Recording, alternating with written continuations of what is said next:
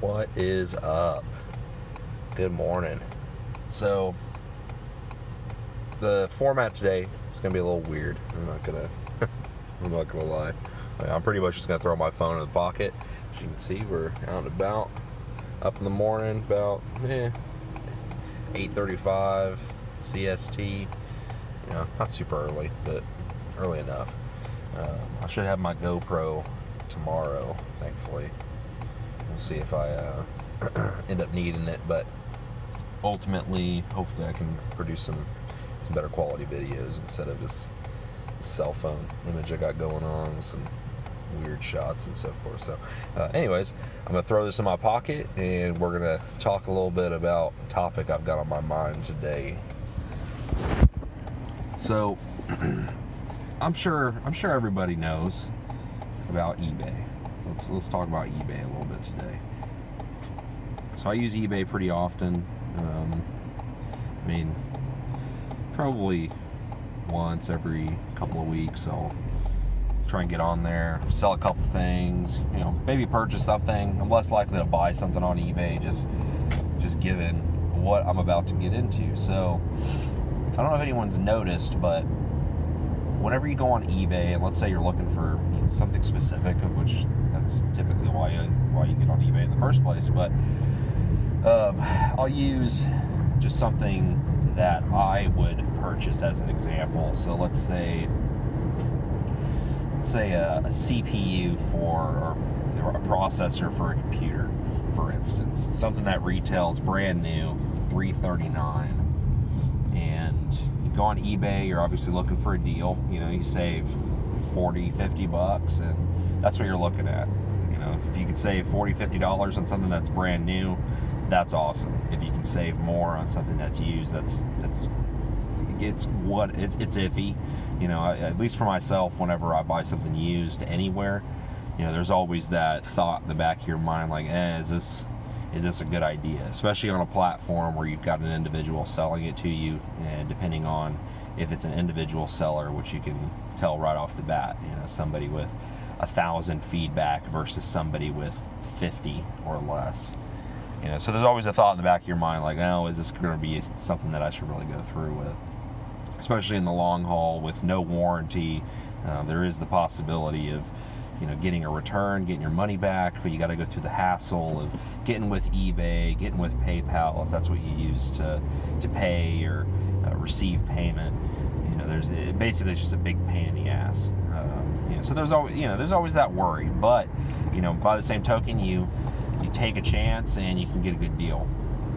So to just kind of cut to the chase as far as what my thoughts on eBay are nowadays, especially with the amount of items that are available on eBay and just the sheer amount of just sellers and basically the internet as a whole, and how it's blown up with the amount of people selling things on eBay, which is the main focus versus purchasing.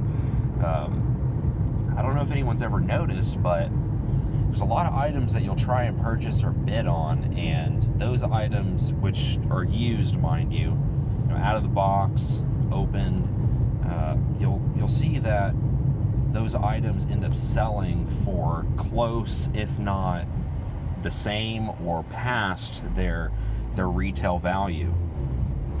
So my big concern, and what I don't see really many people talking about, I'm sure you do. I'm sure if you went on the internet and you looked at a forum, there's probably tons of people mentioning the same thing, but you don't see people talk about it a ton. But has the thought ever come to mind that maybe the reason why that item that happens to be used is selling for retail value, if not more, or extremely close to it, is being bid on by the person posting the auction, or somebody that knows the person who posted the auction, to basically bump the sale and try and get close to what they're asking? I see it a lot, actually, especially in the computer industry, and I'm sure there's a bunch of other sections within eBay that do the same thing, but I don't look at that stuff because I'm not interested in purchasing those items. But the things that I look at, which I'm going to assume it's probably a common trend throughout eBay, because everybody wants to make money, everybody wants to sell something, so they want to get as much as they possibly can. But my biggest concern is, how is eBay combating this? Because I mean, if you look at an auction, the auction ends, and you look at the bids, because you can make out kind of somebody's eBay ID. It's masked, of course. Majority of the characters are masked, but I mean, it shows you who bid on the auction. You know, a lot of the times you'll notice that it is the same group of people, especially towards the end of the auction, that are bidding on this item to try and get a purchase. But my question is, how is eBay combating this from a security standpoint? You know, are they monitoring people's IP addresses based upon where those accounts are created or where they're being used? You know, obviously somebody could use their cell phone to create an account, like a dummy account or a false account, bid on their own auction, and then use their primary account where they're selling the item at home. You know, obviously there's going to be two different sets of IP addresses, and if someone's smart enough, they'll find a way. So I mean, you can mask your MAC address on your computer. You can use a VPN, and VPNs are extremely cheap nowadays if you're just interested in purchasing a service.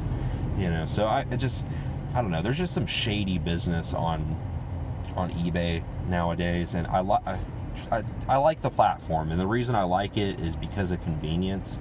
I don't like the 15% plus fees that I get charged when I'm selling something. You got the fees associated with eBay whenever you sell an item. You've got to pay for shipping, which thankfully there's a discount with pretty much all the shipping providers, which is great. But then if you use PayPal as the basically as the median to hold your funds, they've got fees associated with it too. So I mean, if you are going to sell on eBay, just keep in mind that, of course, whatever you're trying to accomplish, whatever you're trying to whatever you're trying to gain from the sale, I would account for maybe 15% lower than what you're anticipating. So I mean, I think that's just common knowledge with anybody buying and selling on some sort of platform. Obviously, if you use Craigslist, those fees aren't going to be there because you're selling to the public. The problem is, anybody that's ever used Craigslist in their entire life know that it is lowball central. If you want to post something on eBay and the worth, and you're marking it down to a cost that is, I'd say, fair to most people, that you're going to at least have that group of people who are going to want to either trade something that is not even close to being worth what your item is worth, or they're going to lowball you by giving you an offer that's maybe 50 or 60% below the value of the item. So, I think everyone's aware of that. Craigslist has its moments where it's useful, especially if you're buying, I'd say. Because obviously as a buyer, it's a lot easier to throw some offers at people, depending on the item that you want to send them. So, or the item that you're wanting to purchase, you can send somebody an offer. And obviously, let's be fair here. If you don't have the money to purchase something, then don't purchase it. That just goes with anything in life. You got to live within your means, and if you can't do that, then you need to sit down and be patient, is what it comes down to. I think that's a thing that a lot of people have lost nowadays, is patience. So anyways, just if you ever purchase anything on eBay, just, if you gain anything from this video, all I have to say is do your research. There's with the internet being available and everything at this point being at your fingertips, it's like, spend the time, spend the extra 5 to 10 minutes. I mean, it really doesn't take much. If you want to do further research, really, if you're purchasing something, there's not a ton of research you need to do, especially on just standard consumer items. But that is the biggest thing with purchasing anything on a platform like eBay, is do your research. So, you don't want to spend MSRP on an item that you aren't guaranteed a warranty, or you're getting an item that's been used by somebody that they've got experience in retail, and they know how to clean up an item to the point where it doesn't look as if it's been used. So especially those items where they're telling you, oh, it's an open box item, I just took the item out of the box to take pictures of it. Those are the auctions that you need to be concerned about. You know, because why, if it's brand new in the box, why would this person take it out if it wasn't being used or potentially going to get used and they changed their mind? You know, but another thing to look at, of course, is take a look at who's bidding on those auctions. You know, it'll show you how many bids there are. If you see, you know, a ton of different bids by similar people, obviously, you know, it's going to be hard to judge because they're masked and you don't have a lot of information on who's bidding. It could just be a standard consumer, but the biggest thing, the biggest red flag to look at is that item that's being bid on close to its MSRP. If it's brand new, which if you're paying close to MSRP on an item you're purchasing on eBay, just buy it from, you know, a retailer. Just buy it from a retailer online. Spend the extra, you know, 10 to 20 bucks. You're guaranteed a warranty. You get a return period usually with the retailer you're using. That's just the smart move in my opinion. Now, if it's a used item and you're seeing that item get close to MSRP, then that's when you need to realize, like, this doesn't look right. This is a little fishy. Why would people be bidding on this? I mean, unless people are just that stupid, but, you know, usually if you're on eBay, if you're using eBay as a platform to purchase something, then I'd say that you're probably looking for a deal. You're not looking to pay close to retail price, because that just doesn't make sense. I don't think that makes sense to anybody. Why would you pay brand new pricing on a used item? It's just stupid.